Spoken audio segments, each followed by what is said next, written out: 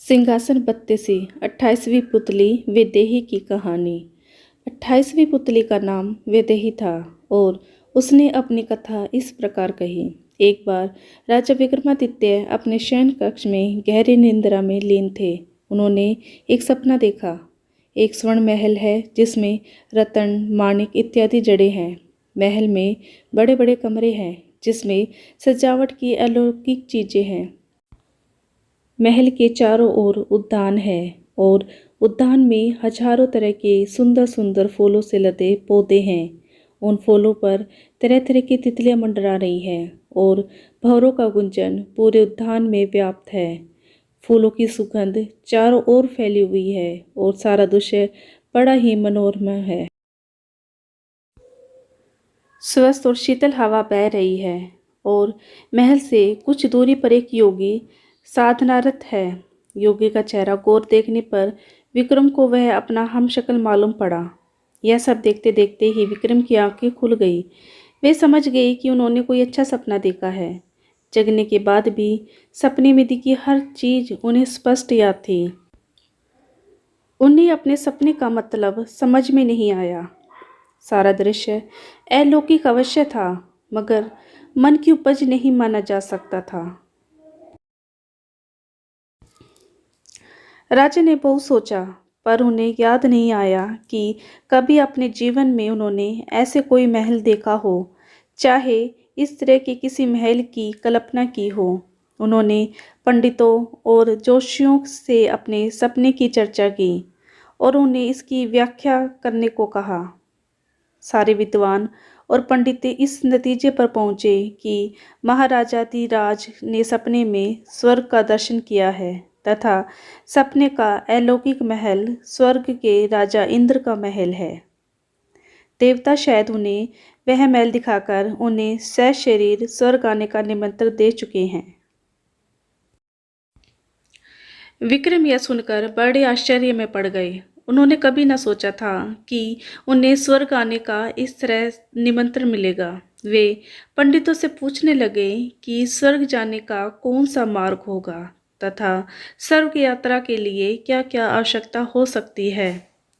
काफी मंथन के बाद सारे विद्वानों ने उन्हें वह दिशा बताई जिधर से स्वर्गारोहण हो सकता था तथा उन्हें बतलाया गया कि कोई पुण्य आत्मा जो सत्य मन से भगवान का स्मरण करता है तथा धर्म के पथ से विचलित नहीं होता, वही स्वर्ग जाने का अधिकारी है। राजा ने कहा कि राजपाट चलाने के लिए जानबूझकर नहीं तो भूल से ही अवश्य कोई धर्म विरुद्ध आचरण उनसे हुआ होगा। इसके अलावा कभी कभी राज्य की समस्या में इतने उलझ जाते हैं कि उन्हें भगवान का स्मरण नहीं रहता है। इस पर सभी ने एक स्वर में कहा कि यदि वे इस योग्य नहीं होते तो उन्हें स्वर्ग का दर्शन नहीं हुआ होता। सबकी सलाह पर उन्होंने राजपुरोहित को अपने साथ लिया और स्वर्ग की यात्रा पर निकल पड़े। पंडितों के कथन अनुसार उन्हें यात्रा के दौरान 2 पुण्य कर्म भी करने थे। यह यात्रा लंबी और कठिन थी।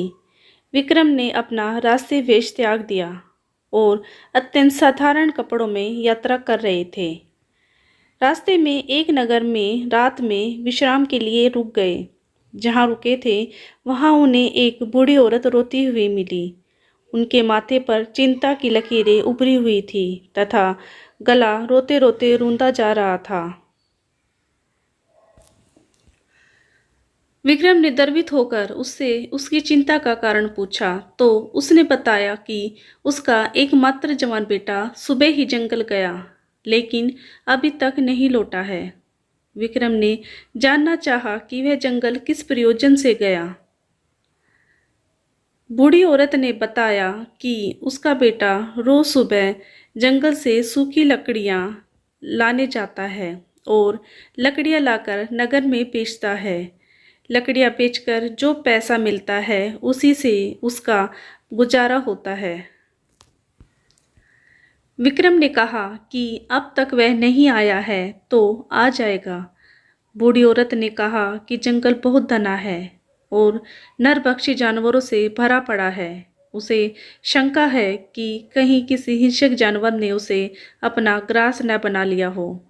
उसने यह भी बताया कि शाम से वह बहुत सारे लोगों से विनती कर चुकी है कि उसके बेटे का पता लगाए, लेकिन कोई भी जंगल जाने को तैयार नहीं हुआ।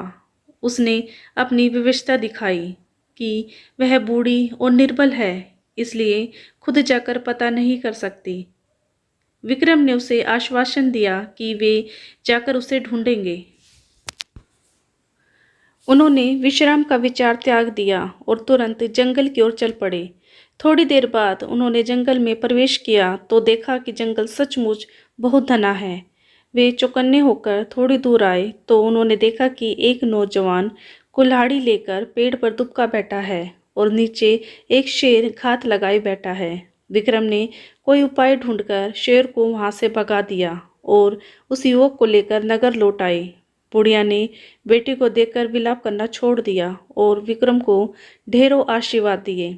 इस तरह बुढ़िया को चिंता मुक्त करके उन्होंने एक पुण्य कमा लिया। रात भर विश्राम करने के बाद उन्होंने सुबह फिर से अपनी यात्रा शुरू कर दी। चलते चलते वे समुद्र तट पर आए तो उन्होंने एक स्त्री को रोते हुए देखा। स्त्री को रोते देख वे उसके पास आए तो देखा कि एक मालवाहक जहाज खड़ा है और कुछ लोग उस जहाज पर सामान लाद रहे हैं। उन्होंने उस स्त्री से उसके रोने का कारण पूछा तो उसने बताया कि बस 3 महीने पहले उसका विवाह हुआ और वह गर्भवती है। उसका पति इसी जहाज पर कर्मचारी है तथा जहाज का माल लेकर दूर देश जा रहा है। विक्रम ने जब उससे कहा कि इसमें परेशानी की कोई बात नहीं है और कुछ ही समय बाद उसका पति लौट आएगा, तो उसने अपनी चिंता का कारण कुछ और ही बताया। उसने बताया कि उसने कल सपने में देखा कि एक मालवाहक जहाज समुद्र के बीच में ही और भयानक तूफान में घिर जाता है। तूफान इतना तेज है कि जहाज के टुकड़े टुकड़े हो जाते हैं और उस पर सारे सवार समुद्र में डूब जाते हैं। वह सोच रही है कि अगर वह सपना सच निकला तो उसका क्या होगा। खुद तो किसी प्रकार जी भी लेगी, मगर उसके होने वाले बच्चे की परवरिश कैसे होगी। विक्रम को उस पर तरस आया और उन्होंने समुद्र देवता द्वारा प्रदत्त शंख उसे देते हुए कहा, यह अपने पति को दे दो। जब भी तूफान या अन्य कोई प्राकृतिक विपदा आए तो इसे फूंक देगा। उसके फूंक मारते ही सारी विपत्ति हल हो जाएगी। स्त्री को उन पर विश्वास नहीं हुआ और वह शंकालु दृष्टि से उन्हें देखने लगी। विक्रम ने उनके चेहरे का भाव पढ़कर शंख में फूंक मारी। शंख की ध्वनि हुई और समुद्र का पानी कोसों दूर चला गया। उस पानी के साथ वह जहाज और उस पर सवार सारे कर्मचारी भी कोसों दूर चले गए। अब दूर दूर तक सिर्फ समुद्र तट फैला था। वह स्त्री और कुछ अन्य लोग जो वहां थे हैरान रह गए। उनकी आंखें फटी रह गई। जब विक्रम ने दोबारा शंख फूंका तो समुद्र का पानी फिर से वहां हिलोरे मारने लगा। समुद्र के पानी के साथ वह जहाज भी कर्मचारियों सहित वापस आ गया। अब युवती को उस शंख की चमत्कारी शक्ति के प्रति कोई शंका नहीं रही। उसने विक्रम से वह शंख लेकर अपनी कृतज्ञता जाहिर की। विक्रम उस स्त्री को शंख देकर अपनी यात्रा पर निकल पड़े। कुछ दूर चलने के बाद उन्हें एक स्थान पर रुकना पड़ा। आकाश में काली घटा छा गई थी। बिजलियां चमकने लगी थी। बादल के गर्जन से समूचा वातावरण हिलता प्रतीत होता था। उन बिजलियों की चमक के बीच विक्रम को एक सफ़ेद घोड़ा जमीन की ओर उतरता दिखा। विक्रम ने ध्यान से उसकी ओर देखा। तभी आकाशवाणी हुई, महाराज विक्रमादित्य, तुम्हारे जैसा पुण्यात्मा शायद ही कोई हो। तुमने रास्ते में 2 पुण्य किए। एक बूढ़ी औरत को चिंता मुक्त किया और एक स्त्री को सिर्फ शंका दूर करने के लिए वह अनमोल शंख दे दिया जो समुद्र देव ने तुम्हें तुम्हारी साधना से प्रसन्न होकर उपहार दिया था। तुम्हें लेने के लिए घोड़ा भेजा जा रहा है जो तुम्हें इंद्र के महल तक पहुंचा देगा। विक्रम ने कहा, मैं अकेला नहीं हूँ, मेरे साथ राजपुरोहित भी है, उनके लिए भी कोई व्यवस्था हो।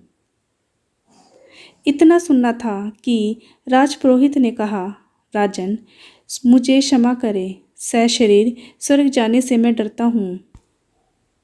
आपका सानिध्य रहा तो मरने पर स्वर्ग जाऊंगा और अपने को धन्य समझूंगा। घोड़ा उनके पास उतरा तो सवारी के लिए सब कुछ से सज्जित था। राजपुरोहित से विदा लेकर विक्रम उस पर बैठ गए। ऐड लगाते ही घोड़ा तेजी से भागा और घने जंगल में पहुंच गया। जंगल में पहुंचकर उसने धरती छोड़ दी और हवा में दौड़ने लगा। यह घुड़सवारी अप्राकृतिक थी, इसलिए काफ़ी कठिन थी, मगर विक्रम पूरी दृढ़ता से उस पर बैठे रहे। हवा में कुछ देर उड़ने के बाद वह घोड़ा आकाश में दौड़ने लगा। दौड़ते दौड़ते वह इंद्रपुरी आया।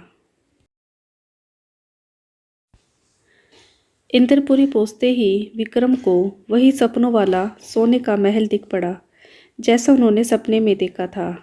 ठीक वैसा ही सब कुछ था। चलते चलते वे इंद्र सभा पहुँचे। इंद्र सभा में सारे देवता विराजमान थे। अप्सराएं नृत्य कर रही थी। इंद्रदेव पत्नी के साथ अपने सिंहासन पर विराजमान थे। देवताओं की सभा में विक्रम को देखकर खलबली मच गई। वे सभी एक मानव के सशरीर स्वर्ग आने पर आश्चर्यचकित थे। विक्रम को देखकर इंद्र खुद उनकी अगवानी करने आ गए और उन्हें अपने आसन पर बैठने को कहा। विक्रम ने यह कहते हुए मना कर दिया कि इस आसन के योग्य वे नहीं हैं। इंद्र उनकी नम्रता और सरलता से प्रसन्न हो गए। उन्होंने कहा कि विक्रम ने सपने में अवश्य एक योगी को इस महल में देखा होगा। उनका वह हम शक्ल कोई और नहीं बल्कि वे खुद हैं। उन्होंने इतना पुण्य अर्जित कर लिया है कि इंद्र के महल में उन्हें स्थायी स्थान मिल चुका है। इंद्र ने उन्हें एक मुकुट उपहार में दिया। इंद्रलोक में कुछ दिन बिताकर मुकुट लेकर विक्रम अपने राज्य वापस आ गए।